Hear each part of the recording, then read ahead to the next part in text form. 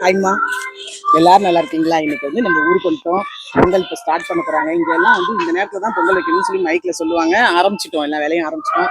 தங்கச்சி, ஒவ்வொரு வருஷமும் அக்கா நம்ம ஊர்ல வந்து பொங்கல் வைப்பாங்க, உங்களுக்கே தெரியும். இந்த வருஷமும் அக்கா, மாப்பிள்ளை, பொண்ணு எல்லாரும் வந்திருக்காங்க. ரொம்ப சந்தோஷமா இருக்கு. பொங்கல் வச்சுட்டு நாங்க வீடியோ போடுறோம், நீங்களும் பார்க்கலாம். இது வந்து நம்ம